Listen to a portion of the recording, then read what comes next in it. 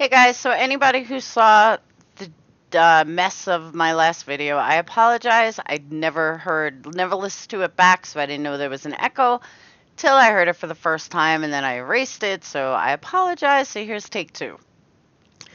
But I'm glad I actually did start over, because I just want to add that Zellner wrote or tweeted that she has some big news or something that she'll say tomorrow. My whole feeling on this is it's probably junk, because if it was that big a news, she wouldn't announce it on Twitter. This is just my opinion. She would be a professional like she is and do a proper press conference. And I think someone wants to say hi to everyone. Whoop. Oh, he's white, so you can't see him. He fades in with the background. So I have a big thing about this with Zellner. I don't know why she does this. Like, to me, it's not going to be a bombshell that she's announcing on Twitter. You know, do like a proper press conference if it was anything to write home about. So, just my opinion. And Winston wanted to say hi, but he fades out with the background. So, with that said, tonight's episode, I did another PowerPoint, or tonight's thing, but I am so overly tired, and I'm so mad I have to do this video all over again. But you guys are worth it, and I didn't want to let you down. Winston, stop eating that. So here we go.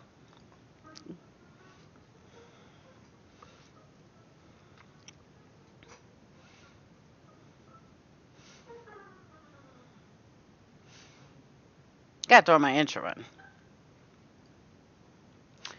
So what I'm talking about tonight is the injustices of public defenders. And the reason why it's so important is there is a very big connection between Chris Watts and Brenda Dassey. That connection is bad public defenders. Now, if you're not familiar with Chris Watts, this is only part one tonight. I'm not going to get into the entire, Chris Watts case. But the fact that he pled guilty to all 9 counts without question, pretty unheard of. So the problem with our system, and I'm going to get into this my little rant at the end, but the problem with our system is that everybody, guilty or not, deserves a fair trial. That is how our system is made. Brendan Dassey never got a fair trial because of public defender. According to what we're hearing now, Chris Watts was coerced into taking a plea that he did not want to take. I don't blame him. I would never take a plea. It doesn't matter how guilty I am. And that's words to the wise. Even if you're guilty as fuck, never, and I mean never, plead guilty. Traffic ticket, never plead guilty. You never, ever want to plead guilty to anything.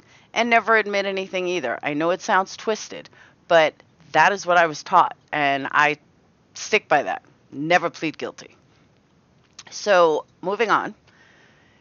Tonight's video is about the connection between public defenders and Chris Watts and Brenda Dassey and what they went through. So, Strickland versus Washington. Now, I did a video on this in 2016 that you can find in my list of videos. If I wasn't so tired, I would link it, but I'll do it tomorrow night, where I explain this whole case. But because so many people asked me so many questions about it, I want to reiterate. Strickland versus Washington is what sets the stage for ineffective counsel and how the bar is set way too low.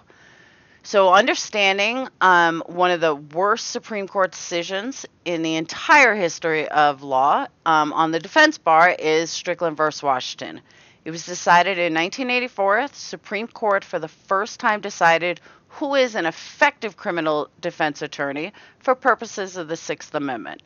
The Strickland court held that a defendant receives constitutionally unacceptable representation when one counsel's representation falls below an objective standard of reasonableness that can be prejudiced the defense and therefore had an effect on the judgment. As the years since Strickland have overwhelmingly demonstrated, the bar set by the Supreme Court for defense lawyering is extremely low. And you see this over and over and over with public defenders. What is ineffective counsel?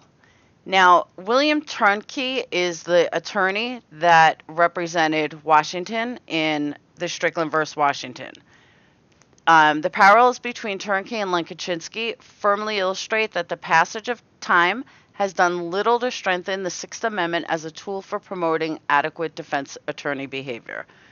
Turnkey, you'll recall, admitted to feeling hopeless about David Washington's case and likewise admitted that much of his efforts did not qualify as sound trial strategy, whereas Turnkey's expression of hopefulness was both overt and open. Kaczynski's display of hopefulness was more tacit.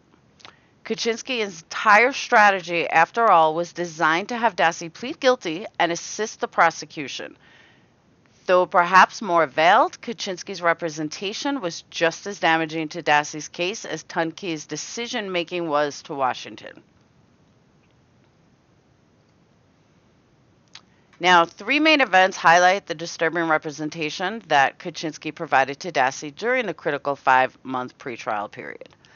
First, Kaczynski hired an investigator named Michael O'Kelly, who was a fucking asshole, who further interrogated Dassey in an effort to get him to confess new details that Kaczynski could use to force Dassey into a plea agreement.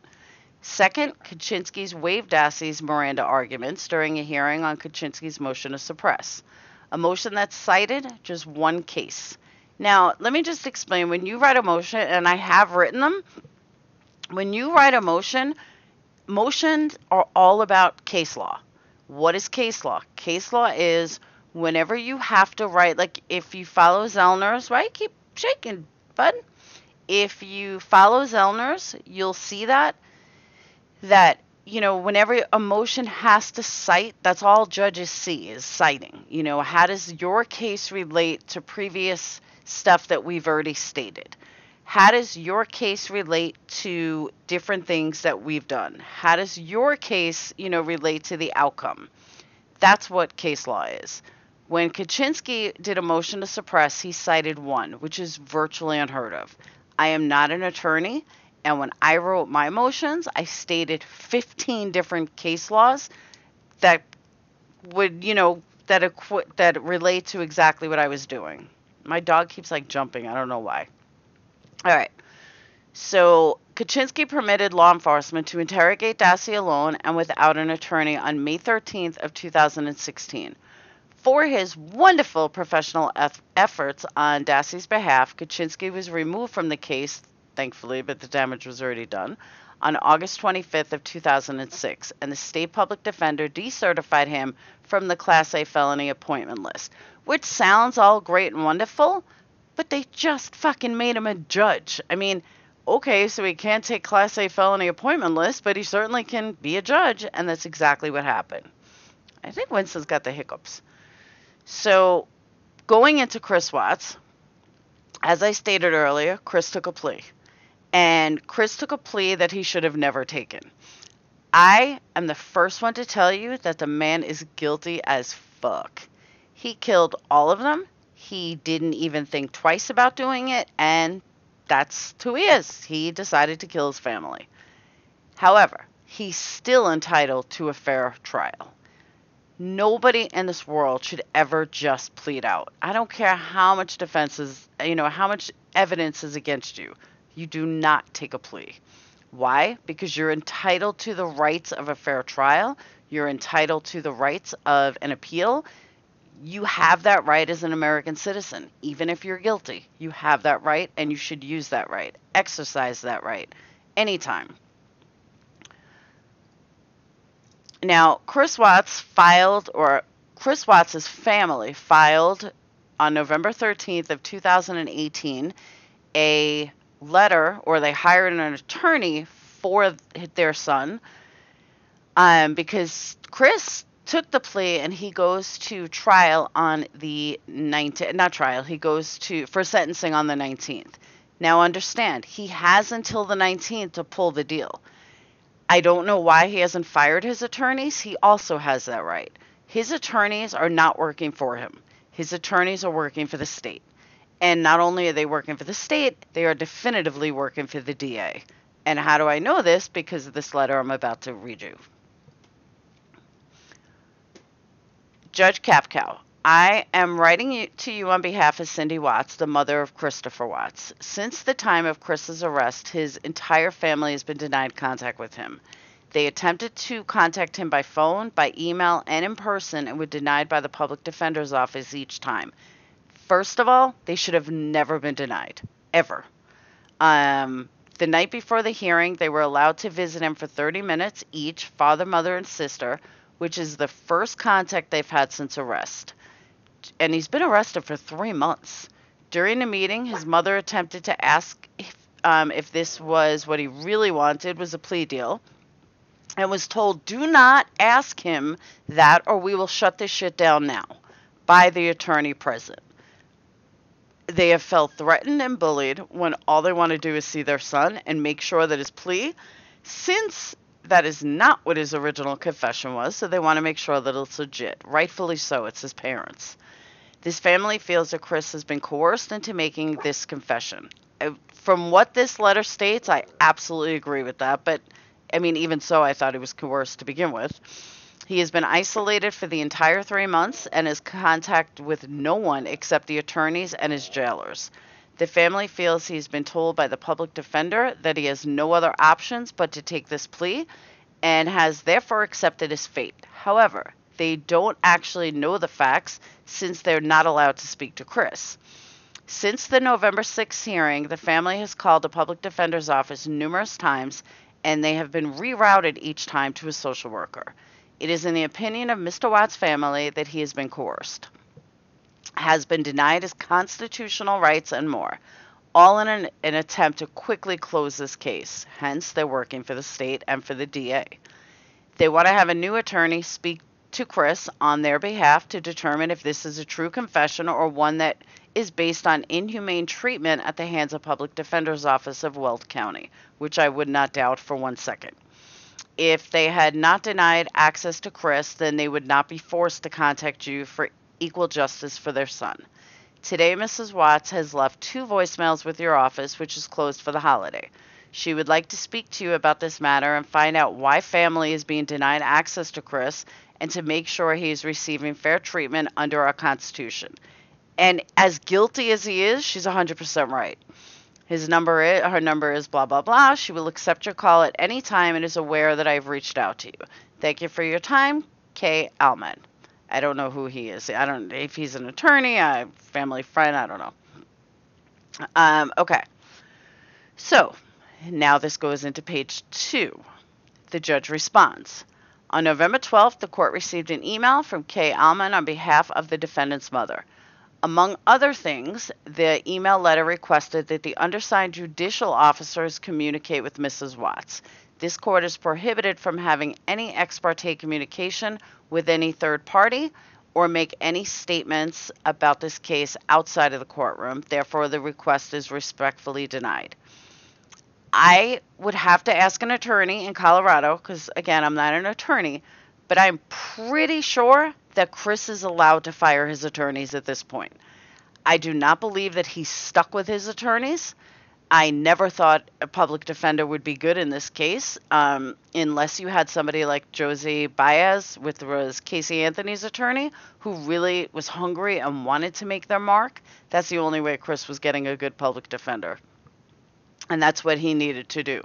You know, I honestly, I don't know why a new lawyer doesn't jump on this case and, you know, make a name for themselves. Because if you get Chris off on any of it, I mean, you're going to make a name for yourself. And you just escalated, 15 levels. But the problem is, and again, as guilty as he is, the man is entitled to his rights.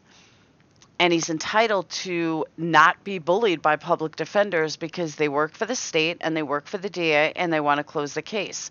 This is how false confessions happen. This is how all these problems with the justice system. And I did my master's in criminal justice, and I'm the first one to tell you that there's a lot of things in the justice system that need to change, hands down. But in my opinion, and I wrote a thesis on this and a paper on this, is that as much as the justice system needs to change, the very first thing that needs to change is public defenders. We can't have a system where you have public defenders constantly working with the DA or prosecutors to put somebody in jail. If you believe that they did the crime, then it's easier to say, hey, let's throw them away.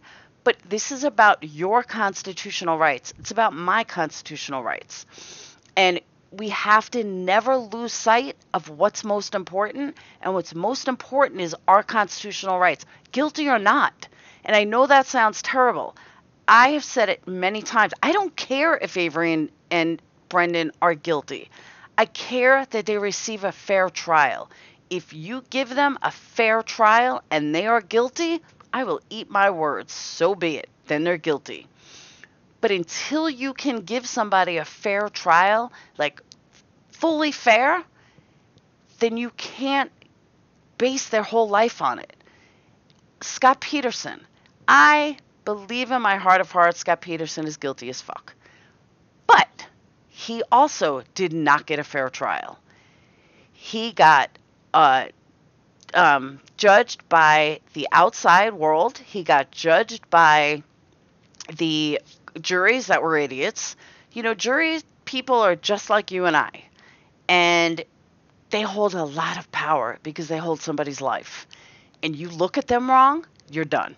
You get some old lady and you're accused of rape, most likely you're going away, whether you're guilty or not.